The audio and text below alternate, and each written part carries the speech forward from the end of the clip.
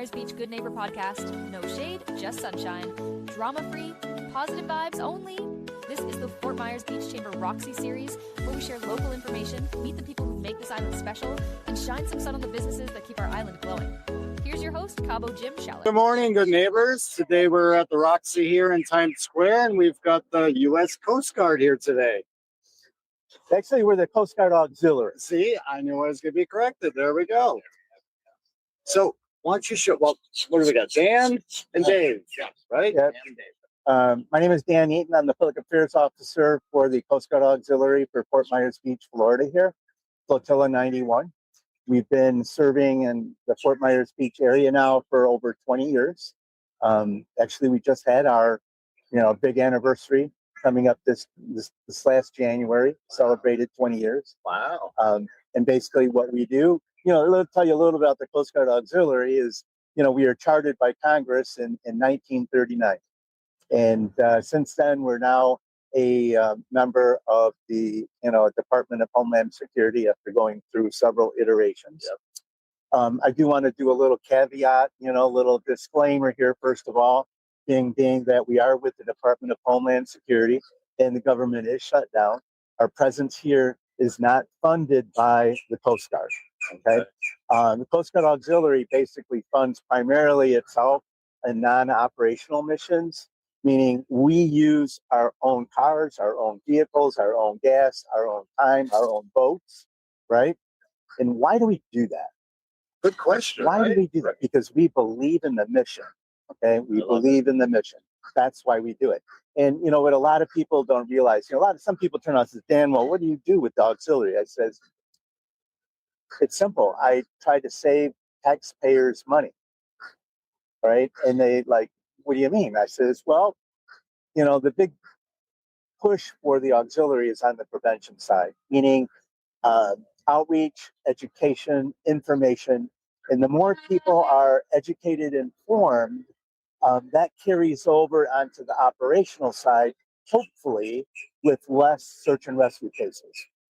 Because search and rescue cases can be really expensive. Absolutely. Really, really expensive. You don't realize how expensive it is to operate, whether it be the small boat, the response boat, medium, right? You get a Coast Guard cutter involved. You start getting, the air wing involved. This all gets really, really expensive. So if there are simple things that we can do to help educate consumers in order to, to reduce that, reduce the search and rescue cases, the better. And even on the enforcement side, the Coast Guard Auxiliary doesn't do enforcement, but what we do is education. Safety. And one of the big things here is in the Kansas Pass is the slow speed zones. People have a challenge, right, obeying the slow speed zones.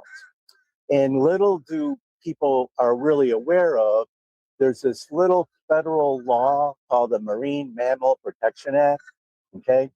And fines for harassing, speeding, doing anything with marine mammals can cost you a fine up to $50,000. Wow.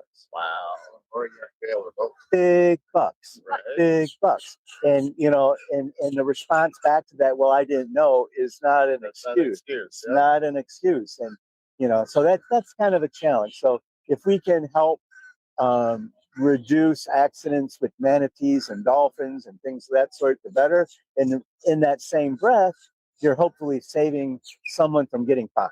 Oh, absolutely.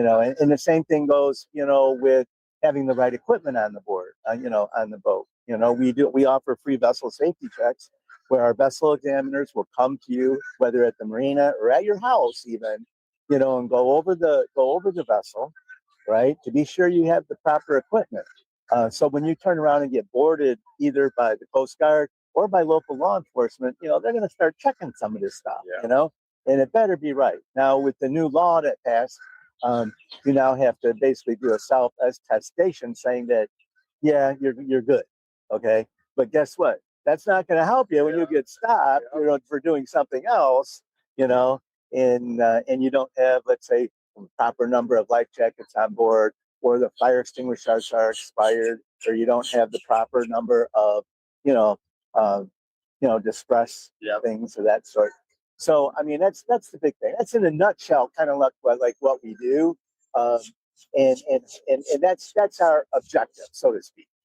Yeah. And we've got a lot of boaters. We do. Around activity down here, but then We you have do. a lot of people coming from out of state that That's maybe they're not familiar with the rules. This is you mentioned that, and that's a really big challenge. You know, we offer boating safety classes. Dave is in charge of our public education program, and we do offer some seminars, you know, during season.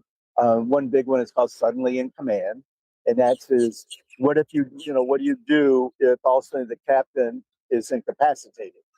How do you call for help? What do you do? Yeah. You know, and it covers that kind of stuff, you know, which is good.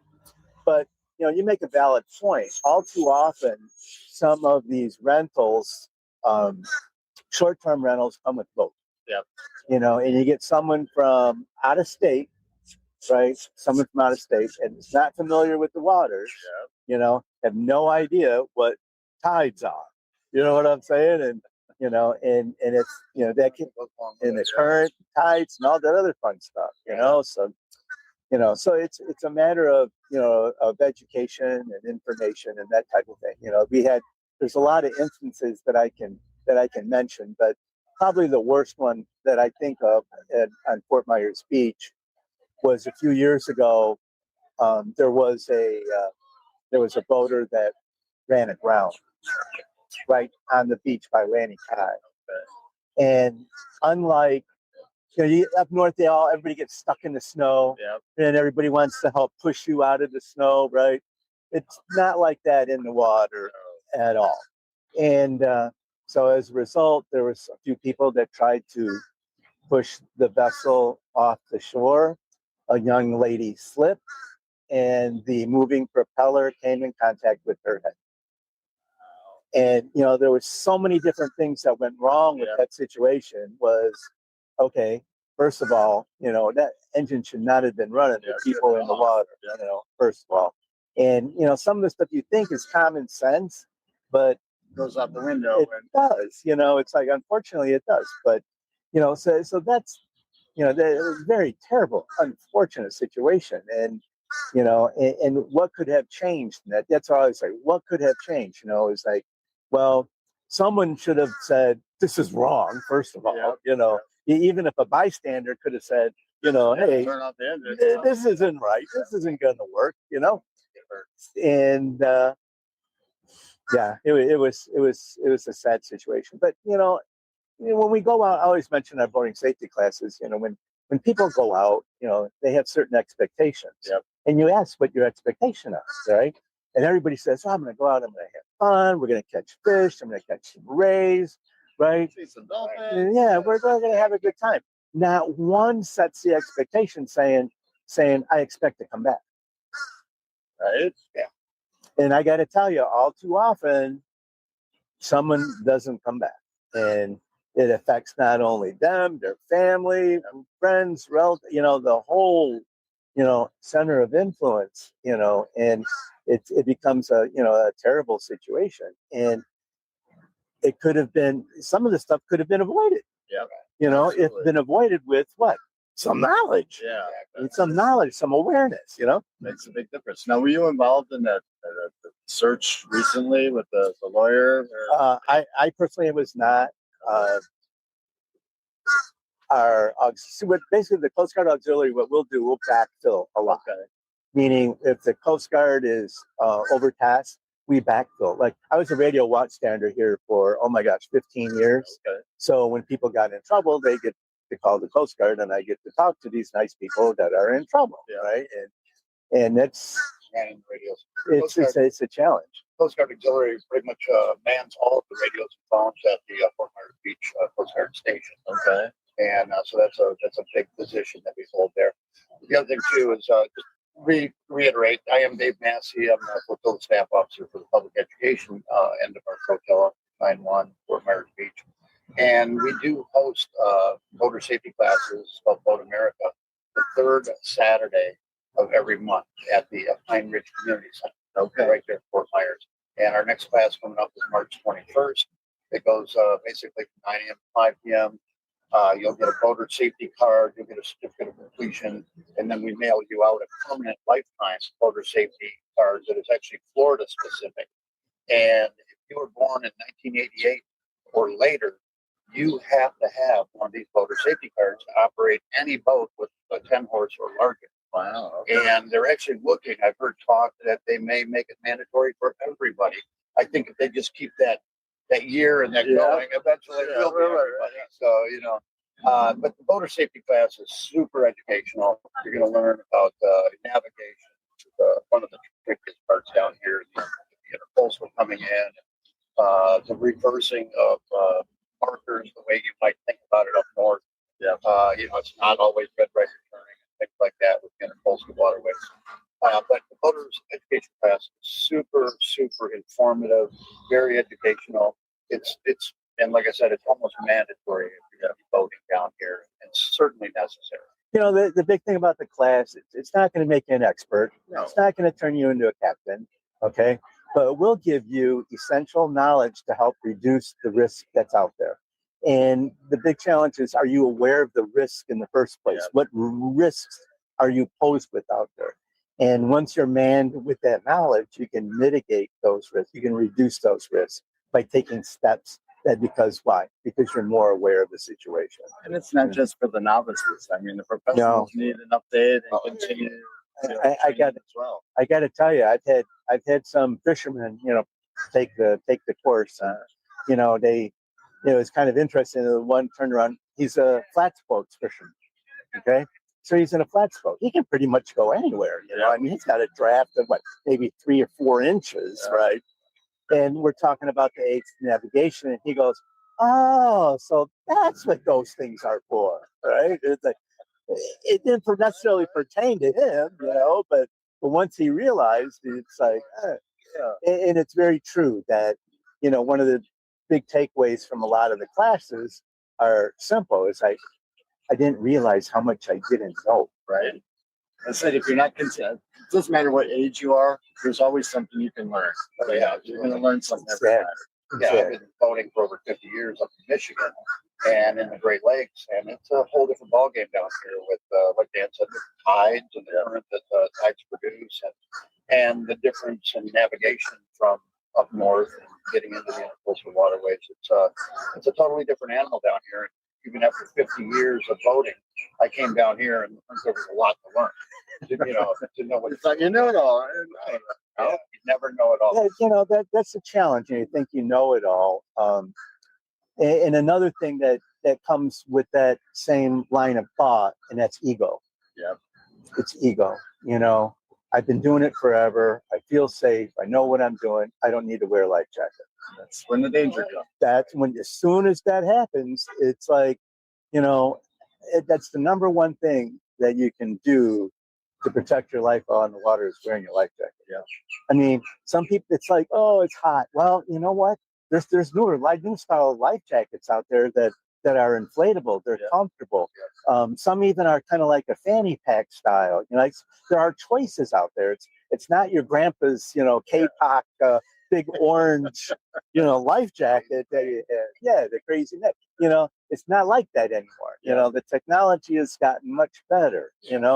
And seriously, you look at some of the accidents that happen, and the number one cause is drowning. Yeah, and you think about it nowadays, people probably protect their phone more than they protect themselves when they're. Let me tell you a little story about this. There was this one video I got to share with this. There was one video. This young gal, she was on a boat. They're going out. They hit big waves. She fell off the boat. Right. There was a good Sam on a jet ski. Yeah. Right. Good Sam on a jet ski. Right. Gonna go help her out. What does she do? Right. What does she do? She holds her phone out. She says, "Take my phone." Right. Take my phone instead of helping her out. Take my phone. It's like, oh yes. It was kind of funny, and it's like it's a whole matter of priorities. It's like, it's like, because it's if you end up in the water, it's not a planned event usually. Unless you're going swimming. But if you're in a boat, you hit a wave, you get you get knocked off, and you never know. Let me relate another story with you real quick. We had an auxiliarist down in Isla Morana. He goes to his wife, I'm going to go work on my boat, for a little bit. It was like missing or whatever. Takes his boat out. He had his life jacket on, doing all the right things. He goes, it was getting hot, right? What did he do? He took his life jacket off, right? The boat was in gear. A wave hit the boat. He fell in the water. Now, the boat was still in gear, right? And guess what? The boat idled away. Idled away. He treaded water for about 11 hours. From the salt water, his eyes were all shut and everything. But the big thing was that he survived, which was good. Wow. They found the boat in Havana Harbor. They just kept on going, and so it can happen to anyone. It can happen to anyone. But the big thing is, wear a life jacket. I mean, set the example for everybody. With the technology out there, like Dan was saying, these new inflatables. In fact, I just bought a couple of new ones for my boat. But you've got the fanny packs now that are much bigger than a large belt. And you go in the water, at least that thing's going to automatically inflate. You can put the thing on; it's right there with you. And if your boat was in gear, or if they can't get to you immediately, at least you've got a life-saving device on. And of course, the suspender style are really the best. And that's the perfect type of jacket to wear down here when it's hot. Exactly. And they're they're somewhat stylish. It's not wearing the big orange thing like we had talked about, but just having a life jacket on, it's going to save a lot of lives. You can get everybody on board to do it. You can even, I even gave the option of, let's take your older life jackets and have a life jacket painting party with the kids. Ah, there we go. Right. Okay. Bring the kids over. Bring all kinds of different colored magic markers. There's iridescent, red, orange, and let the kids paint them. Right. You put that life jacket on. There's two things that are happening. First of all, the kids are excited that you're wearing the life jacket that they did. The second thing is it's different. Okay, it's different. Now, as long as you stick with those fancy bright colors, there's no law saying that it has to be yellow or it has to be orange. But as long as you can be spotted, that's the big thing. And being certain actually that you don't paint over the reflective tape and stuff like that. But how proud of those kids would be, if their dad's wearing the life jacket that they blinged up, so to speak, But my dad's gonna say, "No, I don't want to wear that." Yeah, no, but that. Exactly. So that was one thing I thought would be fun. But the big thing is engaging people and making them aware of everything that goes on. And that's really that's the big challenge. Like you said, the speed zone here in Estero Bay is huge problem. It's just absolutely huge problem because you get people from out of state. They don't understand the difference between a slow speed, minimum wake, and no wake, and what area is what. Because I think that there should be some obligation of the renter of the people that are renting some education, let them understand. Well, you got the boat, but with that boat comes the responsibility of operating it properly, correctly, safely, and within the legal realms of operation. You jump out of a plane, you got to take a class before you jump out of a plane, don't you? They should offer a good safety training before you rent any kind of boat. So that's kind of like, pretty much in a nutshell what the auxiliary does. On the operation side, we are involved in search and rescue and things of that sort when we're out there. And it's, where it's all a matter a lot of times just backfilling. It's a matter of backfilling, things that if they're out doing other things, we can backfill. We have auxiliaries that are cooks at the station. In culinary, they backfill there. We do radio watch standing. I mean, we'll do, maintenance. There's all kinds of things that we can turn around and add on to help those kids out, And just on another little side note, I'm hiding this right now, you know, on a personal note. On a personal note, I don't think they should ever do a government shutdown. Okay. Right. That's my own personal feeling. Yep. Because, you know, these kids are, I don't want to say kids, you know, these adults, you know, the young men and women of the Coast Guard are not getting paid. Yeah. They're not getting paid, and it's just simply not right. That's just me. You know, some people may argue with me, but you know, you're putting such unnecessary pressure on the family unit by doing that. You know, and they shouldn't be pawns in, you know, in the situation. I agree. That's my own personal feeling, but it is what it is. It is what it is. But you know, that's the whole thing. And we appreciate what you guys do, and thank you for making Fort Myers Beach a lot safer for us and the boaters out there. And we'll hope to see you out in the water here soon, right? Yeah, we're. I'd like to thank Cabo Jim for having us from the Fort Myers Beach Chamber of Commerce for letting us do a little presentation. Yeah, definitely check out our safety classes. You can go to our website and sign up right online. Let's say March 21st, our next class. So, very good. We should all be there. Right on. Very good. Oh, she's got a question. Yeah. Are you in charge of owners who like live on canals that have to take a Coast Guard test to be able to get out into the intercoastal? Yeah, there's no specific requirement other than age on that. Yes. Because my parents had to take. Okay. Yeah. There's right now there's no specific requirement other than the one by age and the size of the engine. You know, but that may come. You know, it may come. Would I be against it?